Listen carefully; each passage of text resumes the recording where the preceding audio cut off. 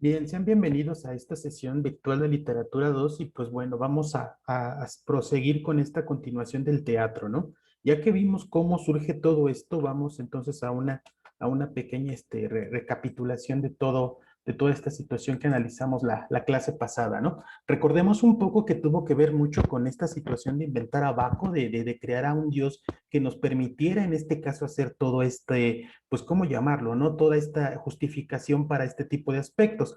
Recordemos también un poco que fueron sacados poco a poco, que estaban dentro de la ciudad, en las calles, fueron entonces echados de ahí, se mudaron hacia la frontera de la ciudad, después de allá los bosques y finalmente acabó en las montañas. Recordamos cómo hubo toda esta transformación del aspecto natural, de mover a bueno, no mover a las montañas, sino de transformarlas en una concha acústica con el propósito de entonces seguir con toda esta celebración. De ahí nos podemos dar cuenta de toda la importancia que tenía en este caso toda esta situación de poder estar en contacto con la naturaleza. El pretexto que hacían estas personas para precisamente hacer toda la pantomima del teatro, pues sencillamente era el contacto como tal con la naturaleza. Ahora, recordamos también que vimos que desde el momento en el cual se comienza a mover la montaña o a transformarla, hay cierta evolución teatral muy diminuta, muy poca. Incluso llegamos a hacer la comparación con la parte de los cines, donde te sientan y todo lo demás, y pues bueno, ¿no? Nos quedamos hasta esa parte, ahí hicimos una recapitulación rápida, y pues vamos a centrarnos un poquito en qué pasa con esta famosa figura del director de coro, que yo les dije que tuviéramos ahí un poquito de atención del director de coro, para entonces saber qué es lo que nos está mencionando dentro de este sentido, y poder ahí entonces tenerlo, ¿no? Recuerdan entonces que les dije que aquí estaba el escenario, y que entonces había una fila por acá que era como pues la primera para sentarse, y entonces aquí justo en el medio estaba una posición muy importante en la cual entonces se rodeaba pues prácticamente de dos partes como tal, ¿no? Aquí es donde nosotros encontrábamos al director de coro, que va a ser como el más importante, es como el que te decía, pues vuelta a la izquierda, vuelta a la derecha, evoluciona tanto que va a ser aquel que va a presentar toda la obra, ¿no? El director de coro se vuelve una guía para los actores, y aquí a quién tendríamos, pues precisamente al coro. Aquí encontrábamos un grupo de personas que cantaban las escenas, que decían los parlamentos como tal, a la orden que daba el director, por lo tanto, del coro como tal. Algo así como en los bailes, bueno, cuando había bailes antes de la pandemia, y que entonces todos gritaban una mano arriba y entonces todos la subían, algo parecido al cuate o al DJ que te decía qué hacer, era el director de coro. Por esa razón, digamos que era tanta la importancia que allí tenía. Obviamente después evoluciona, lo vamos a ver ya más adelante en el teatro moderno, evoluciona el director actual, pero en esa parte pues nosotros nos encontramos con un director de coro que prácticamente guía todas las escenas, ¿no? Ahora, lo importante aquí es que para ser actor en la parte griega, pues los diálogos no eran como que tan importantes para los actores, sino que los diálogos eran importantes para el coro. ¿Por qué? Porque era el coro el que daba los diálogos, era el que los decía, ¿no? Entonces, el teatro nace en Grecia, ya lo vimos, pero antes de su nacimiento, o sea, aún previo a esto, ya existían ciertas manifestaciones teatrales en el mundo. Es más, la más antigua de todas las manifestaciones teatrales que existe precisamente son los bailes. Y podríamos decir, ah, caray, pues ¿cómo que los bailes? Sí, porque los bailes es la primera manera en la cual nosotros tenemos contacto con todo nuestro grupo cultural y social. O sea, es lo que les decía, que tal vez suena como a broma, ¿no? Pero cuando te ponen la de payaso de rodeo, pues es como la integración completa. O sea, es el hecho de que no importa de qué gusto seas, pero vas a correr a bailar. O sea, hay una canción, por lo tanto, que los va a mover a todos. Los bailes son entonces esta manifestación cultural que me hacen integrarme a la naturaleza, que me hacen sacar el lado salvaje. Hemos visto, por ejemplo, en películas de Hollywood o algo parecido, como danzantes o tribus bailando alrededor de una fogata y ahí con la luna y todo lo demás. Precisamente ahí tenemos una primer manifestación teatral, es decir, una representación de mi unión con la naturaleza, ¿no? Entonces, todo este tipo de danzas, pues precisamente constituyen la más remota forma del arte escénico, porque hay un escenario, o sea, está allí alrededor del fuego, tengo mi escenario, tengo al actor, que soy yo bailando en esta situación, y tengo la escenografía, que son los pasos básicos. Incluso hasta cuando se paran en las bodas a bailar un cumbión, pues incluso hasta por qué razón puedes sacar a bailar otra chava, pues porque sencillamente te sabes los pasos. Incluso puedes bailar con otra chica porque, pues porque entonces te vas a saber que son los mismos pasos, ¿no? Obviamente para los que saben bailar, yo de plano carezco de esa situación, pero ¿qué es lo que sucede? Nos damos cuenta que hay esta escenografía ya montada, ¿no? O sea, el paso para atrás, el paso cruzado, el paso de vuelta, o sea, son pasos ya predeterminados que te van enseñando poco a poco y que de esa manera te hacen interactuar con las personas. Este tipo de forma remota del arte escénico, pues sencillamente lo vemos aquí que sigue en la actualidad, ¿no? Incluso hasta hay academias para ensayar pasos, todos iguales, y pues entonces ahí nos damos cuenta que tiene razón esta diapositiva, ¿no? Entonces, ¿qué pasa con estas primeras manifestaciones dramáticas? Pues son las danzas prehistóricas, ¿no? Las danzas mímicas que ejecutaban los magos de las tribus, o sea, estos brujos que bailaban para que se fueran los malos espíritus, que hacían rituales para que entonces todo mejorara, para que creciera el maíz y toda esa situación, nos damos cuenta entonces ahí está toda esta manifestación teatral, ¿no? Obviamente se acompañaban de música y de masas corales en sus conjuros, o sea, las cosas que se repetían con objeto de ahuyentar a los espíritus malignos y otras pantomimas y mascaradas. O sea, en este caso, digamos que ahí es donde nos encontramos, que ahí está el origen de todas estas danzas, ¿no? Obviamente en el teatro griego, pues ya se le conoce como danzas córicas por el honor a Dionisos, lo que habíamos dicho, o a Baco, y pues había también por ahí otra renovación de culto a Príapo que se celebraba al pie de la Acrópolis de Atenas, ¿no? Entonces fueron poco a poco avanzando, y ahora, si esto se volvió tan famoso, si esto llegó al momento en el cual entonces todo era ya más famoso a la parte del teatro, pues entonces ya sabemos qué es lo que sucede, ¿no? Aquí tenemos algunos aspectos importantes para poder continuar, ya sabemos entonces que empieza en la ciudad, los mandan a los bosques, surge el director de coro, estos cuates se van a las montañas y ahora, característica importante que tenía el teatro griego, ¿no? ¿Cuál va a ser? No se permitía actuar a mujeres. O sea, caray, profesor, pues si según yo recuerdo, la mayoría de obras del teatro griego pues tiene a mujeres como protagonistas. Exactamente, pero era imposible que una mujer estuviera dentro del teatro porque se consideraba como mala suerte como tal, ¿no? ¿A qué viene esta situación de no meter mujeres? Vamos a tratar de enlazarlo, ¿no? Pero ahorita respondemos a la pregunta. Y entonces, ¿qué pasaba? Oiga, pero entonces, si en la obra se necesitaba tener a una chica que fuera entonces para ser actriz, ¿qué se hacía si no se permitía a las mujeres?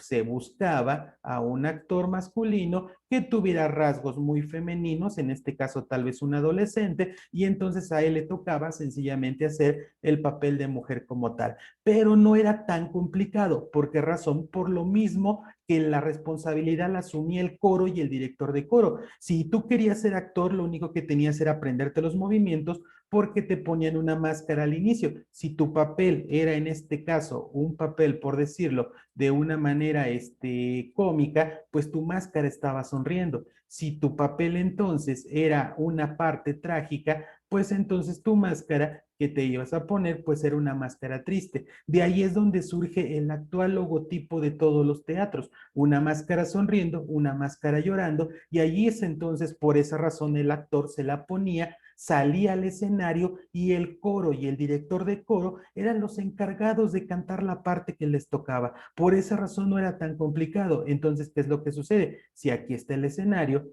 y aquí está el director de coro y aquí están los coros como tal y atrás está toda la gente sentada en sus gradas, entonces el actor salía y entonces por acá estos empezaban a cantar la parte que le tocaba al actor. Si entraba otro actor, el coro decía otra parte que le tocaba y estos tipos solamente se dedicaban a moverse dentro del escenario. Por eso no era tan importante el hecho de tener una mujer como actor, como actriz. ¿Por qué? Porque lo podía hacer un hombre, en este caso con rasgos muy poco masculinos, ¿no? Entonces, este recurso de las máscaras para actuar, pues les quitaba un montón de responsabilidad a los actores, ¿no? Como ahorita que tendrían que aprenderse todos sus papeles como tal, ¿no? Ahora, tenían otra especie de tabú. ¿Cuál va a ser? evitaban escenas sangrientas, ¿no? O sea, no se podía representar una escena sangrienta. Oiga, pero pues es que toda la mayoría de escenas son trágicas en el teatro griego. Entonces, ¿qué pasaba con eso? Ah, pues era sencilla. O sea, ¿alguna vez se han jugado así como con la luz y hacer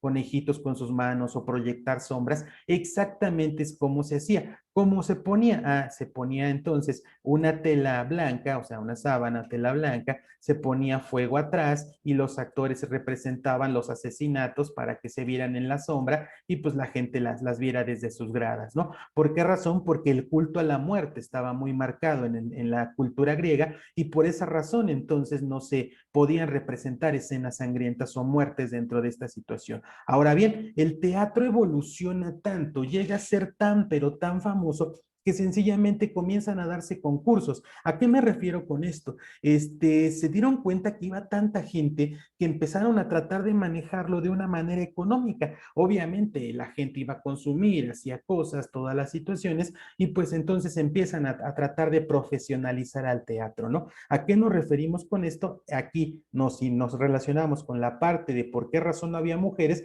porque llega a ser tan famoso los concursos de teatro que los premios son exactamente igual a los que había en las Olimpiadas. Y podríamos pensar, ah, caray, pues cómo en las Olimpiadas se celebraban cada 2 años, ¿no? Entonces, cada 2 años había Olimpiadas. Ahorita, pues obviamente son 4. ¿Y por qué eran tan importantes las Olimpiadas? Porque llegaban todos los campeones de otras ciudades para pues, concursar, ganar arco, lucha y todo eso. Uno de los eventos más importantes, pues, era el caso del boxeo, ¿no? ¿Y qué es lo que sucede en esta parte de la pelea? Pues entonces digamos que se vuelven importantes porque los campeones tenían un premio que duraba 2 años. ¿Cómo? Si hagan de cuenta, tú estás acá, ¿no? Vas a concursar, entonces, pues yo soy el chido, vengo a pelear acá en lucha, entonces le ganas al primero, le ganas al segundo, ya nadie te reta y güey, eres el campeón. Y entonces para diferenciarte de campeón, pues te ponían en tus sienes, en tu cabeza, unas guirnaldas de oliva. Entonces esas guirnaldas de oliva eran más o menos como ahorita la medalla. Entonces, ¿qué es lo que pasa? Pues este cuate ya se iba bien campante, así todo normal, al otro día se despertaba, se levantaba de su cama, llegaba a la tienda y entonces pues decía, señora, vengo por unos chetos Flaming Hot y una coquita de vidrio. La señora, ah, cómo no, tómalas. Las agarraba y pues este cuate ya se iba, oye, oye, oye, págueme. A ver, aguanta, mira, yo gané las Olimpiadas, aquí están mis guirnaldas. Ah, disculpe usted, señor, lléveselas. Y pues este cuate se iba. Y podía agarrar lo que fuera de la ciudad por 2 años seguidos. Por esa razón, las Olimpiadas se volvían un evento tan importante, porque prácticamente el pueblo mantenía sus campeones. Entonces, obviamente, no había chetos Flaming Hot ni coquita de vidrio, eso fue exageración, pero pues digamos que entonces ahí es donde se ponía la importancia de esto. Ahora, ¿qué es lo que sucedió en las Olimpiadas? Una vez pasó un acto muy raro.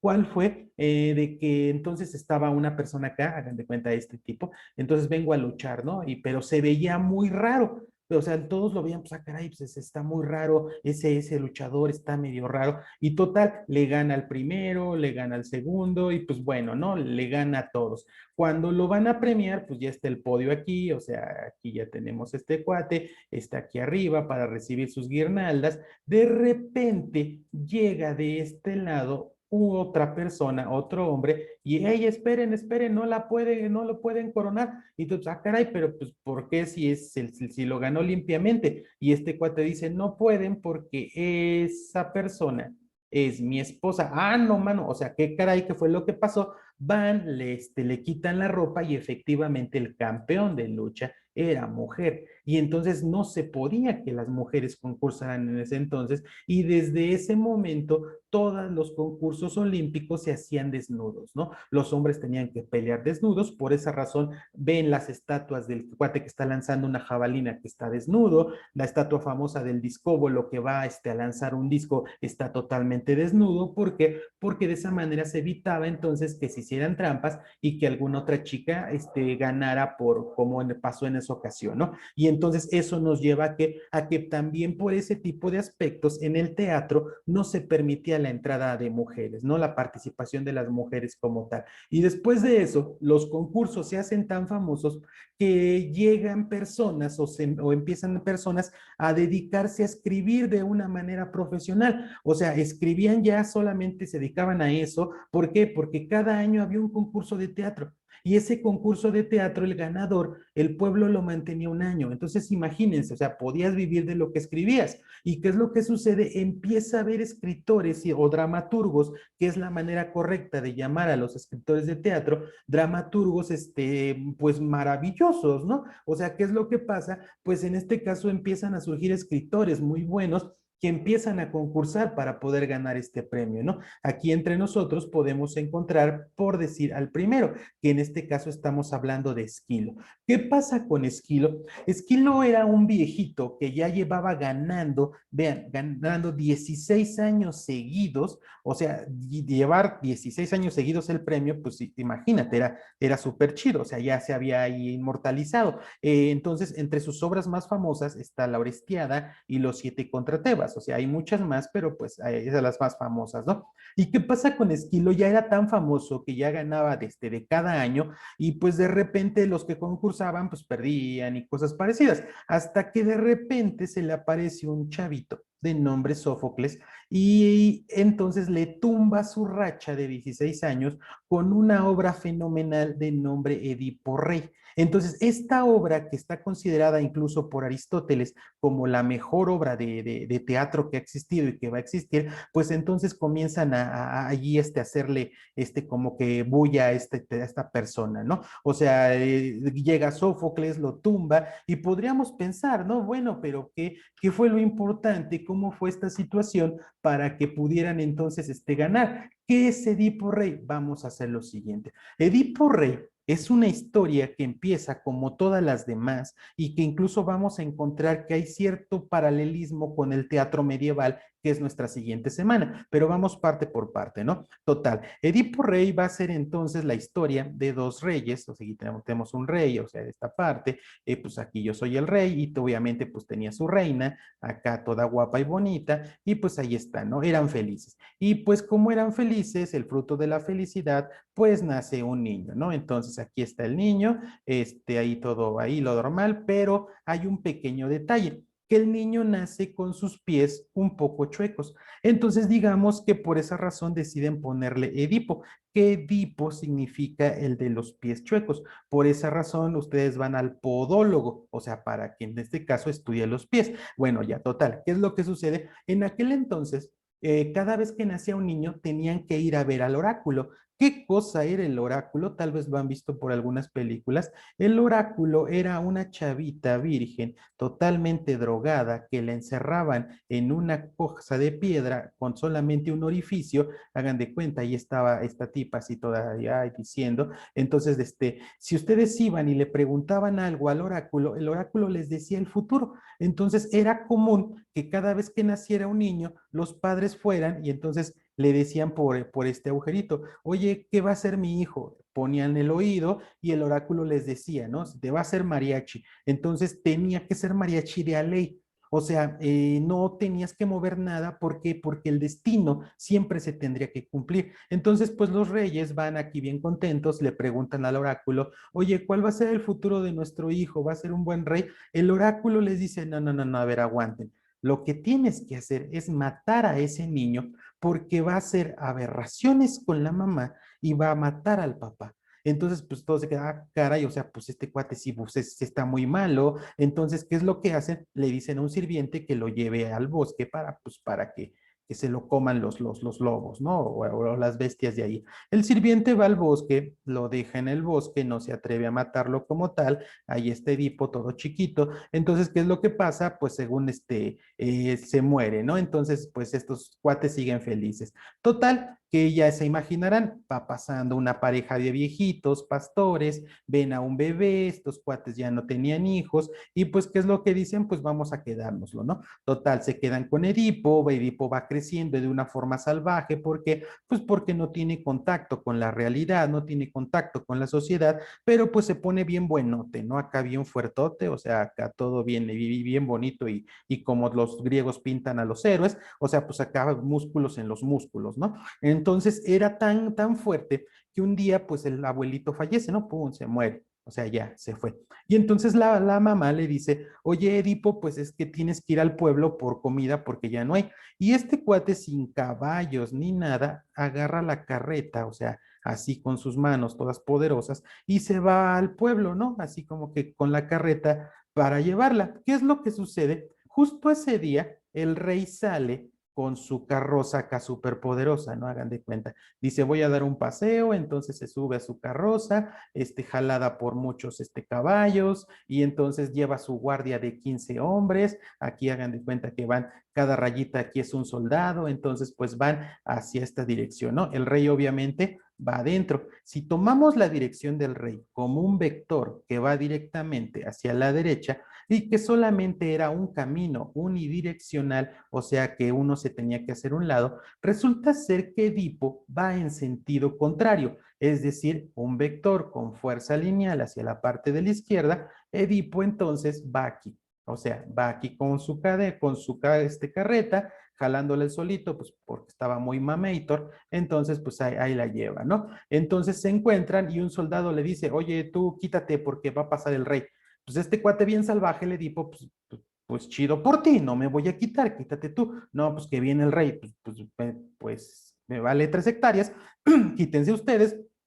Estos cuates no se quitan, se arman de palabras, y pues como este cuate es el héroe, mata a los 15 soldados. O sea, wow, imagínate el punto, ¿no? De repente baja el rey así, a ver, aguanta, pues ¿qué onda? ¿Quién no están mis soldados? No, pues que yo los maté. Se agarran a palabras y entonces Edipo mata al rey, cumpliéndose la primera profecía del oráculo, mata a su propio padre. Y entonces dice, ah, caray, pues está bien chida tu carroza, la voltea con sus propias manos y se regresa a la ciudad, de tal manera que entonces entra a la ciudad así como por las puertas, todo triunfante, Edipo con la nueva carroza y todo, ah, caray, ya regresó el rey, ¿no? Entonces, pues ahí cuando se dan cuenta no era el rey, sino que era Edipo. ¿Y qué es lo que pasa allí? Pues sencillamente todos, oye, pues tú quién eres. No, pues yo vengo por comida. Y el rey, pues lo maté. ¿Cómo? ¿Tú solito? Sí. Y sus guardias, pues también los maté. Y en aquel entonces estaba por ley que quien matara al rey, pues se volvía rey, ¿no? Entonces todos, uy, Edipo, genial, lo llevan a la torre, pues aquí está el castillo.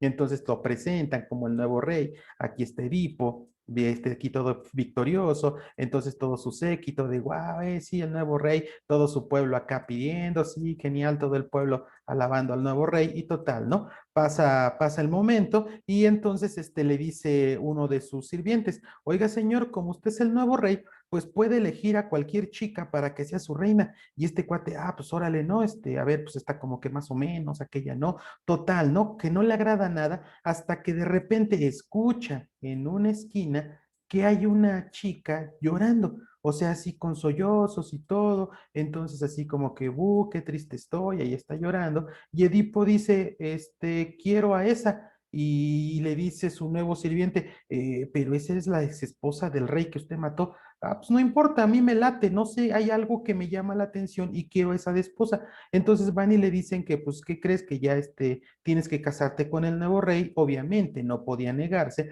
y total que entonces los dos se casan, ¿no? ¿Y qué es lo que sucede? Tienen 3 hijas. O sea, en ese punto, digamos que entonces van con 3 hijas, y ¿qué es lo que pasa? Se cumple el segundo punto del oráculo, que era entonces un niño que si no mataban iba a matar al papá, y aparte iba a hacer aberraciones con la mamá, ¿no? ¿Y qué es lo que sucede en ese punto? Pues obviamente al hablar de 3 hijas, ya estamos hablando de muchos años transcurridos. Entonces, para mala suerte o buena suerte, da la casualidad de que Edipo era un excelente rey. De repente soluciona los problemas de la gente, administra el dinero de una manera perfecta, y todos estaban súper contentos con Edipo, hasta que ya saben qué es lo que sucede, pues llega entonces un viejito, viejito, ¿no? Y ese viejito no había estado muchos años allí en Tebas, que es la ciudad, y entonces dice, ¿dónde está mi amigo el rey? Vamos a dibujarlo, ¿no? Acá está el viejito, ¿no? ¿Dónde está mi amigo el rey? No, pues ya lo mataron. ¿Quién? El nuevo rey. Ah, pues voy a ver al nuevo rey. Y total, se va a ver al nuevo rey. ¿Y qué es lo que hace este viejito? Pues regarla. ¿Por qué razón? Porque lo primero que hace es ver hacia abajo y se da cuenta que están chuecos los pies del rey. Y entonces le dice, oye, pero tú, ¿por qué los tienes así? ¿Tuviste un accidente? Y este cuate dice, no, pues la neta, yo así nací, ¿no? Entonces, ¿qué es lo que pasa? El viejito le dice, ¿cómo? ¿Quiénes son tus papás? Y bueno, pues fueron dos pastores que estaban allá. El viejito va atando cabos y en el momento le dice, ¿no? Oye, entonces tu nombre es Edipo y tú en realidad eres hijo de esos reyes que no te pudieron matar. Le explica toda la situación y Edipo entonces entra en crisis. O sea, imagínate que te dicen de repente, mataste a tu papá y tuviste tres hijas con tu mamá. O sea, el sujeto hay un quiebre de identidad gigantesco. O sea, es como si tus papás te dijeran, pues hijo, eres adoptado. O sea, y entonces ahora qué, ¿no? O sea, ¿qué es lo que va a venir? ¿Cómo lo vas a tomar? Edipo se vuelve totalmente loco. ¿Por qué? Porque entonces no sabe qué es lo que sucede. Se vuelve el hijo esposo de su mamá esposa, se vuelve el papá de sus medias hermanas. O sea, imagínense la situación, Edipo se saca los ojos con sus propias manos y se va de la ciudad, se va a vagar. Una de sus hijas, la mayor, se va con él y lo acompaña. Y entonces su esposa con la espada se mata y pues de esa manera termina la manera de esta situación tan trágica, ¿no? La obra obviamente es una tragedia, podemos darnos cuenta que es una tragedia por la sencilla razón de que todas las tragedias terminan mal. Es decir, las tragedias siempre se va a cumplir el destino. No importa qué hagas, se va a cumplir la parte mala. Entonces, en este caso, el oráculo dijo, va a matar al papá y va a hacer acciones aberrantes con la mamá y las hizo. A fin de cuentas, la pasaron y entonces por esa razón es una tragedia. En la tragedia, el destino siempre va a imperar sobre la voluntad del ser humano y entonces por esa razón todo termina mal. En cambio, la comedia nos vamos a dar cuenta que va a ser una situación diferente, ¿no? Por ejemplo, ya vimos por qué razón gana entonces Edipo Rey esa obra, tendríamos a otro tercer representante o traje o escritor de tragedias que sería Eurípides. Eurípides escribe Medea, Electra o Hipólito, ¿no? Que Electra también es un tema recurrente, como ven aquí, ¿por qué razón? Porque Electra es la versión femenina de Edipo. ¿A qué me refiero? De que Electra se enamora de su papá. Incluso los psicólogos utilizan el complejo de Edipo para explicar cuando un hijo está enamorado de su mamá, el complejo de Electra cuando una hija está enamorada del papá o lo cela mucho o algo parecido, pues prácticamente la psicología copia muchos términos de la literatura, ¿no? Entonces ahí tendríamos, y que a estos tres tipos, o sea, los que estamos trabajando acá, a estos tres, Esquilo, Sófocles y Eurípides, digamos que serían como la triada más importante de los escritores de tragedias griegos. O sea, los más famosos de ley van a ser estos, Esquilo, Sófocles y Eurípides. Hay muchos, por supuesto que hay muchos, pero estos son los famosos, ¿no? Y ahora, ¿qué pasa entonces? Eso fue la tragedia, ok, perfecto. Pongamos una línea divisoria. Y después, ¿qué es lo que pasa? También existieron comediógrafos, ¿no? El más importante y más famoso, desafortunadamente, es Aristófanes. Y digo Aristófanes porque Aristófanes escribe una obra que se llama Las nubes. Y en esa obra de las nubes, él dice, bueno, voy a poner como principal actor a alguien inventado llamado Sócrates, ¿no? Entonces este cuate pone a un Sócrates como su personaje principal y pues entonces en este personaje Sócrates reniega de los dioses, se burla de los políticos, o sea, hace cosas muy diferentes, ¿no? Entonces, ¿qué es lo que pasa? Los políticos de ahí dicen, ah, ya tenemos el pretexto perfecto. Como recordarán en sus clases de filosofía, Sócrates no era como que muy famoso por la parte política, porque siempre andaba criticando todo, y entonces los políticos dicen, el Sócrates que aparece en la comedia de Aristófanes es el Sócrates de nuestra ciudad, o sea, el filósofo. ¿Y qué es lo que hacen con base en una comedia? O sea, en una obra de teatro le dicen a Sócrates, lo condenan a la cicuta, o sea, que tome veneno y pues precisamente gracias a esa obra de teatro teatro, Sócrates es asesinado, ¿no? Entonces, por esa razón, Aristófanes deja de escribir comedias y aquí, ¿qué es lo que podemos rescatar? Que sencillamente, a diferencia de la tragedia, la comedia siempre va a tener una situación en la cual va a terminar bien, ¿no? Obviamente Sócrates termina mal, pero la novela,